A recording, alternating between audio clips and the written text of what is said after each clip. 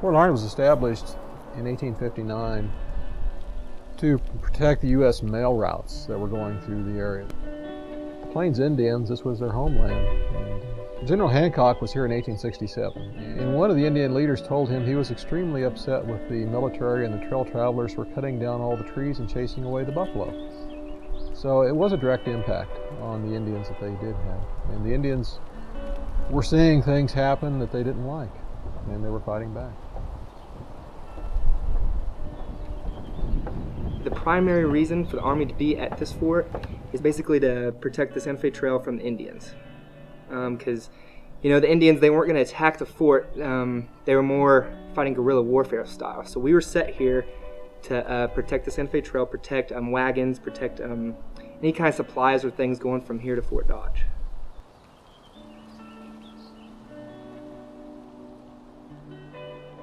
Company A of the 10th United States Cavalry arrived at Fort Larned in April 1867. The Buffalo Soldier units were just being organized post-Civil War. These were all black units that were white officers. Even then, there were a lot of racial problems here at the fort. We have an account from one of the infantry officers who refused to allow his men to come out on the porch to watch the 10th Cavalry on parade on the parade field. And they would have to muster for pay, and different times they'd have to do parades. He said, we don't want to give them that respect. You stay inside the building. So the 10th Cav did serve here for about 2 years. We had an all-black cavalry for a period of time and an all-white infantry.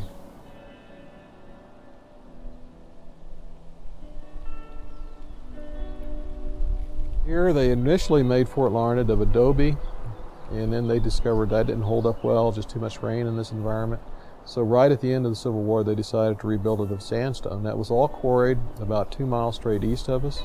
It's a natural, of course, sedimentary rock, and there's a lot of limestone and sandstone both in this area.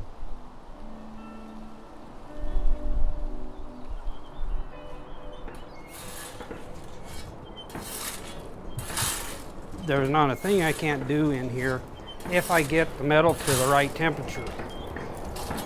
And the shop's dark because it allows me to watch the color of the metal as I'm working on it. And that basically tells me what temperature the metal is.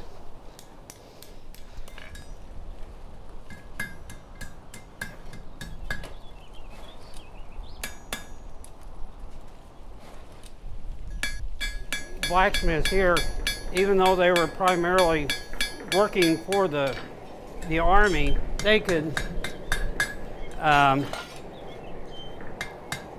do work for civilians once their orders were done for that day.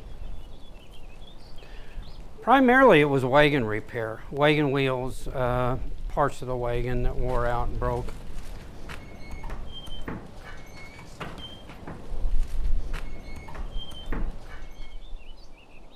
Back when the fort was a working fort, there were gardens. There were several. The soldiers that worked the gardens were very, very enthusiastic in the early months.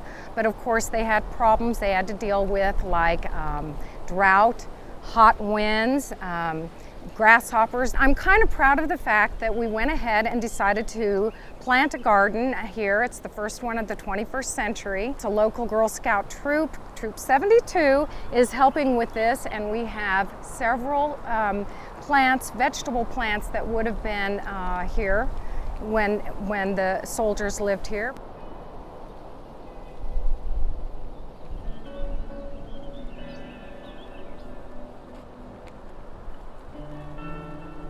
The flagpoles at military posts like this were usually 100 foot high or more, and they flew extremely large garrison flags that were 20 by 36 feet.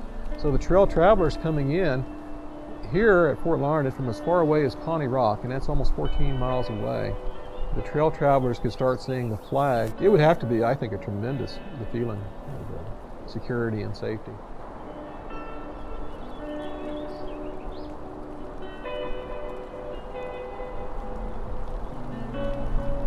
This is nothing more than a giant classroom setting that's outdoor, in a natural environment with the stored prairie and the animals and then the cultural buildings all put together to help people understand the 1860s and what it was like. To me, you can go to cool, and you can sit down in a classroom, you can read about it in a book, but here you can actually come see it. You can experience it, you can touch it, you can hear the sounds and the smells and the sights of the 1860s yet today.